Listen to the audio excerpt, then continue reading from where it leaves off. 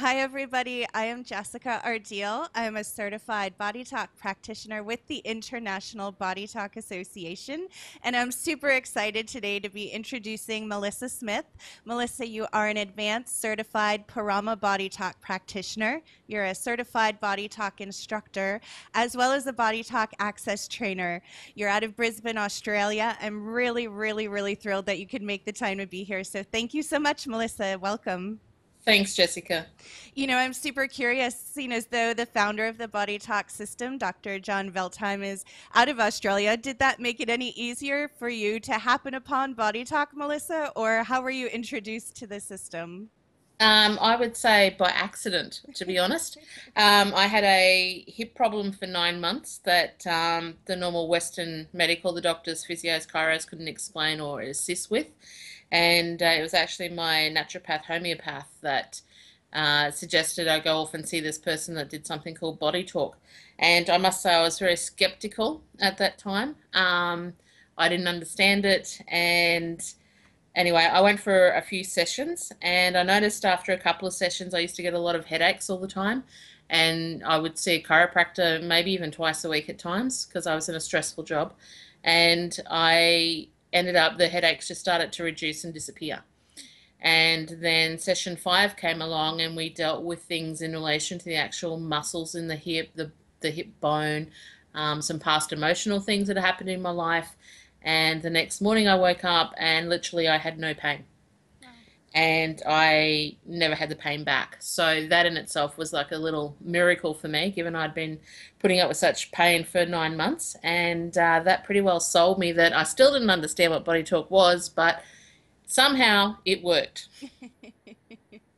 And so, what was it then, Melissa, that drove you to need to study as far as you have and now teaching Body Talk? Was that the response that prompted you to learn more? No, again, I would say all that was by accident. But of Okay. course, there are no accidents. Things are planned out if we let them happen.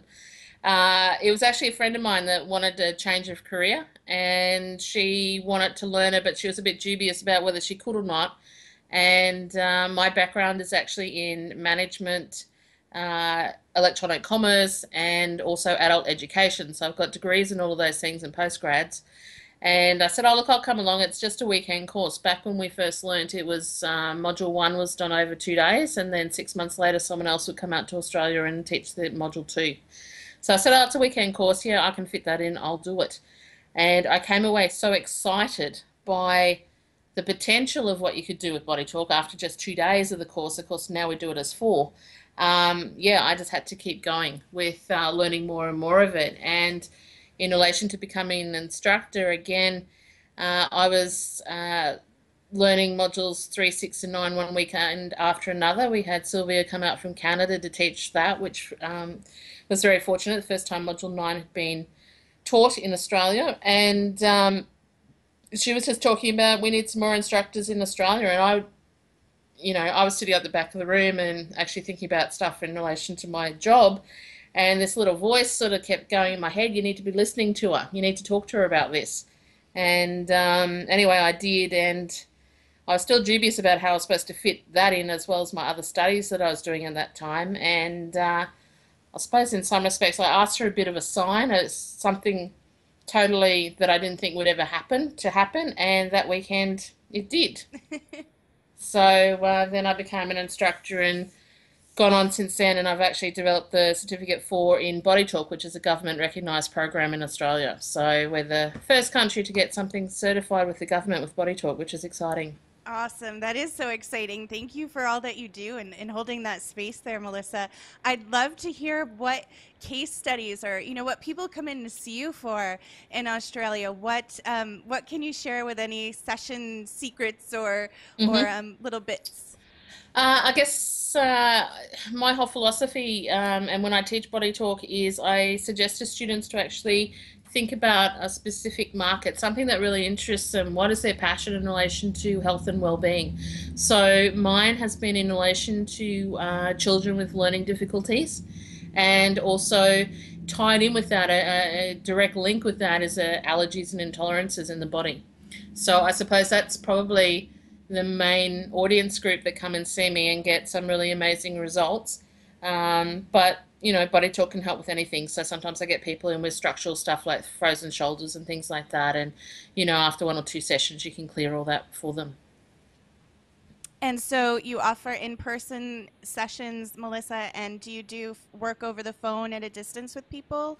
Yeah, I have a lot of people that come and see me, but then I also work with people all around the world. So, and even like I'm overseas at the moment, I've just been to the Body Talk conference over in Vancouver, and while I've been over here, I've actually been receiving emails from some of my clients saying, "Hey, look, I've got a cold flu at the moment. Can you do a session on me when you can fit it in?" So, certainly work with people all over the world. And sometimes it's over the phone, sometimes it's via Skype, and sometimes I type up what comes up and just email it to them, and if they've got any questions, get back to me and ask questions about it. So, yeah, it's quite amazing that you can do that from anywhere in the world.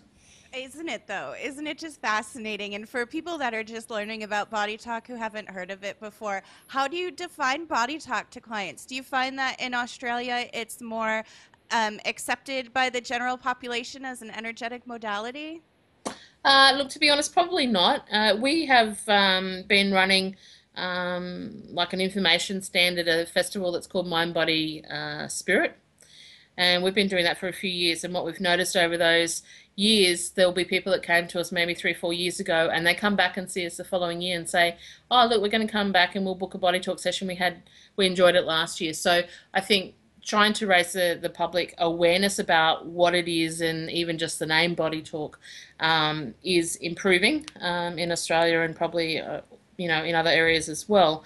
But yeah, I guess body talk, even back with my first experience, yeah, how do you explain it? You are working with energy. It is about putting the person's body in charge, and basically you're just a facilitator. And the body is going to direct you down different paths and say, look, I need a little bit of help with the heart at the moment. I might have a bit of a leaky valve. So you might, link the heart with a particular muscle there and help to strengthen that. So it's all about improving the communication and allowing the body to actually communicate with you as to where it's got some deficiencies.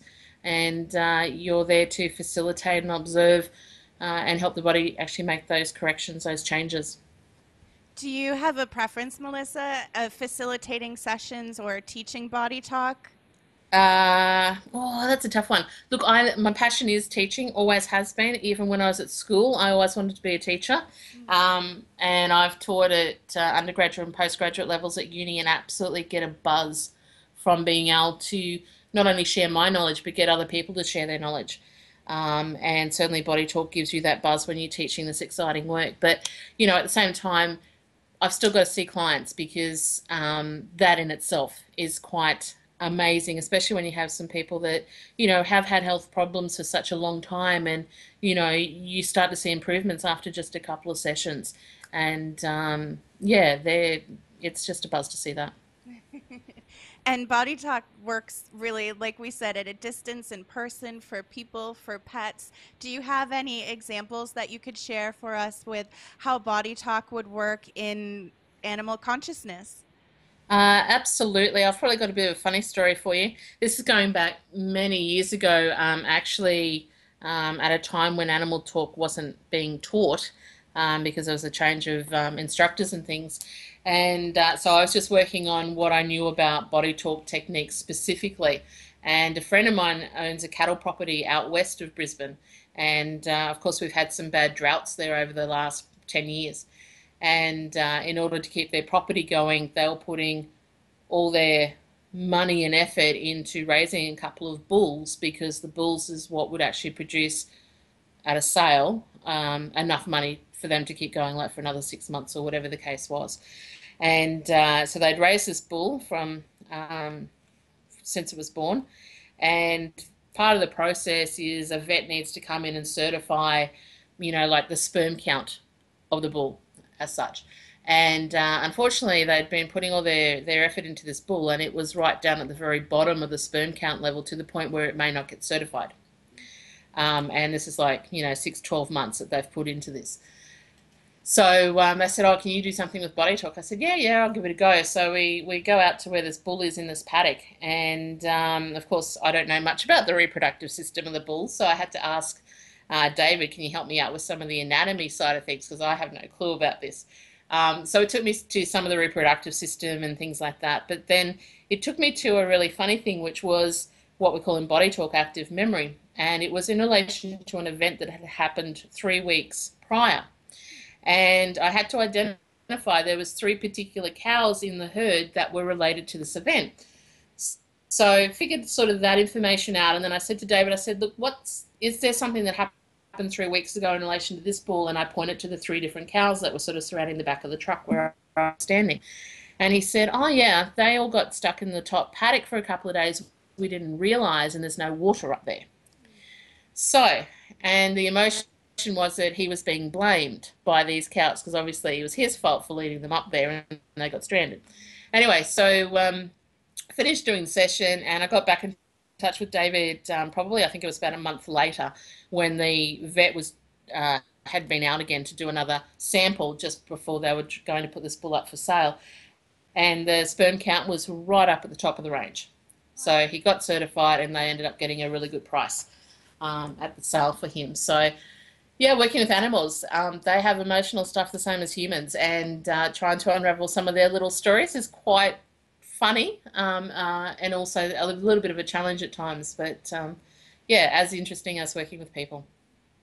I'm fascinated by it. And when you say, Melissa, it led me and it led me, it is the protocol chart behind me, and anybody can pick Yes, this up and learn it and start to understand how to make really profound shifts as being led by the body, whether it's the body of the bull or the body of the human.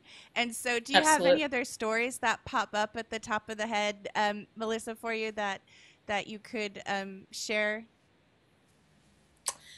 Oh, so many stories probably. One might be actually working with an autistic child. I find that very fascinating in a way.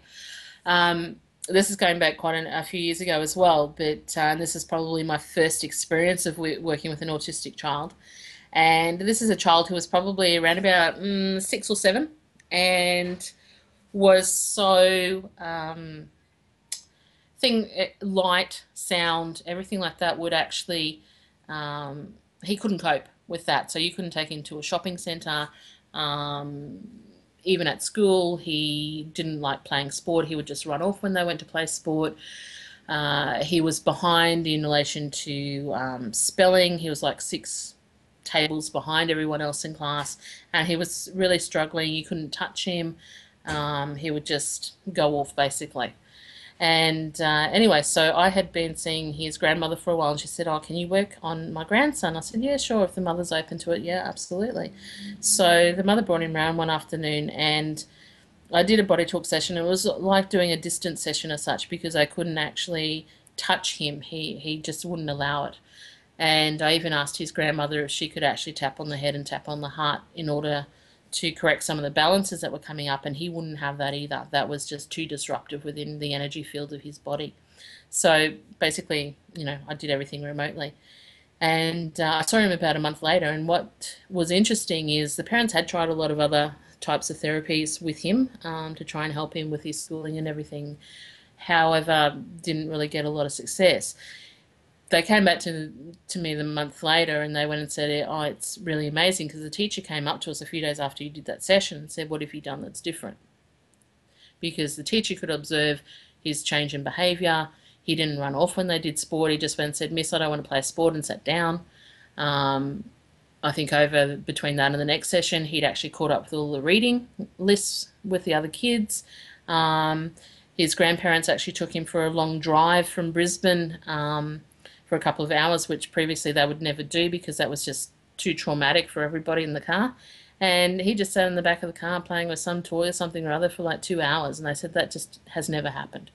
So, that was after just a couple of sessions with Body Talk. So, yeah, it's amazing how you can just help the body like build the filters up so he's not getting bombarded by the sounds of light and all that, and he can actually cope better in society and working with the brain to actually develop and work within society.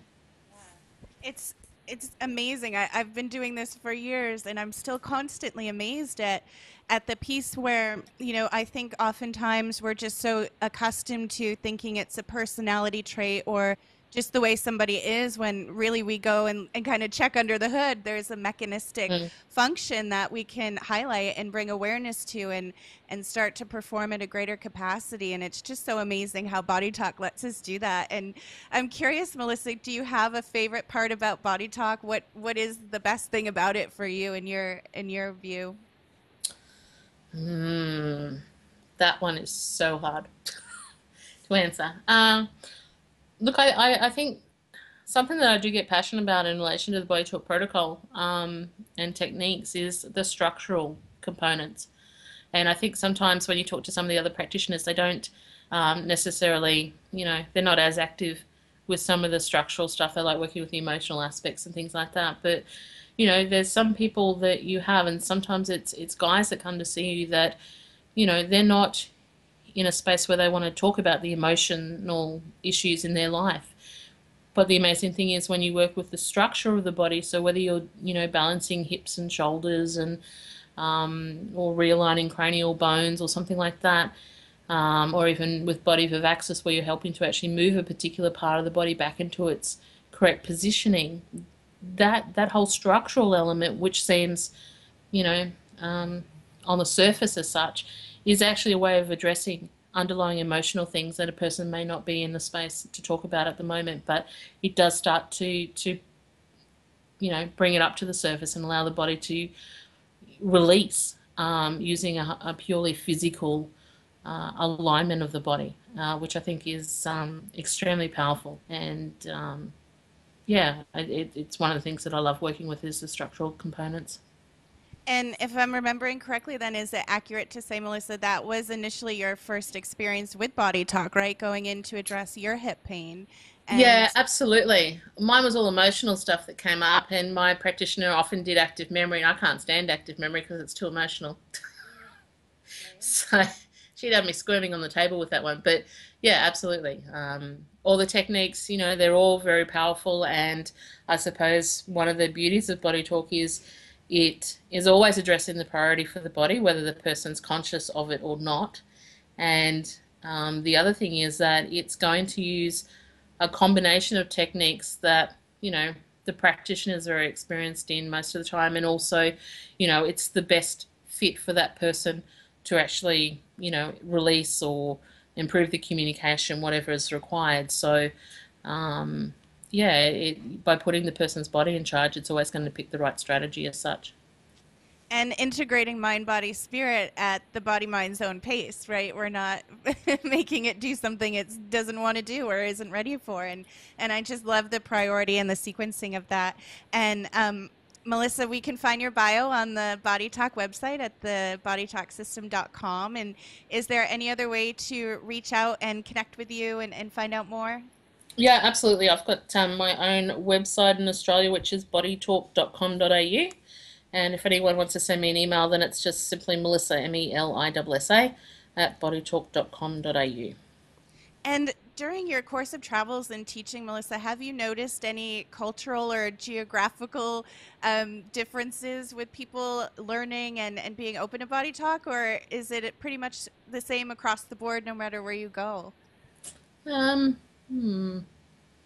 I think it's pretty much the same across the board. I think once people actually have done some research and come across body talk, um, they're a person that's searching for something, and potentially they align with some of the concepts behind body talk and want to give it a go. So yeah, I think by the time they actually find and have done research, then they're somewhat aligned to it. Do you ever come across any skeptics, Melissa? There's always skeptics.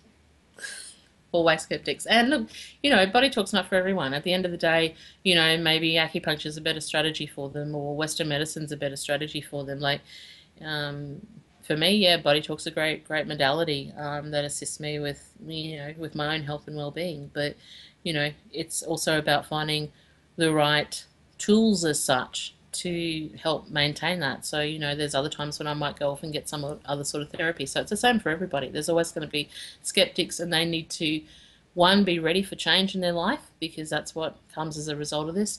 And they also need to find something that, aligns with their values and they feel good about receiving. So, I know you mentioned you had said you were skeptical at first going into your first session. So, what would you say to encourage somebody, a skeptic especially, to just be open and experience if it feels right for them, right? I guess that's it. It just if it feels right for the mm. individual, then act on it.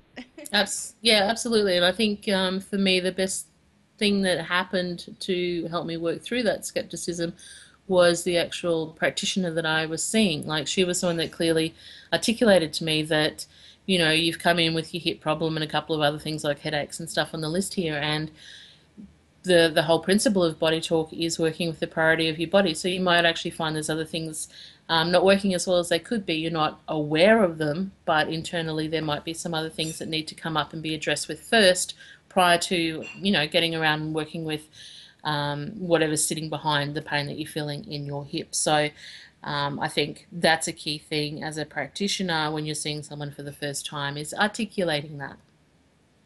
So you're setting people's expectations. So, it's not, sometimes you will have a one session miracle and people walk away with, feeling fantastic and we've fixed all their issues.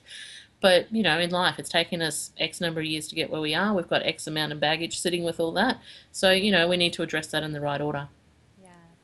Melissa, I'm so happy to be able to connect with you and speak with you. And I'd just like to ask if there's anything that you want to share before we go that we haven't touched on, or any parting words of wisdom. Oh, I don't know. I would just think that if you're interested in finding a bit more out about body talk, then certainly have a look at the bodytalksystem.com website. And if you've got questions, just, find someone on that website that's your local practitioner and phone them up and ask them those questions. Melissa, thank you so very much for taking the time out. I know you're busy. I appreciate you. And I look forward to connecting with you again in the near future. Alrighty, thanks very much, Jessica. You take care. Thanks. Bye for now. Bye bye.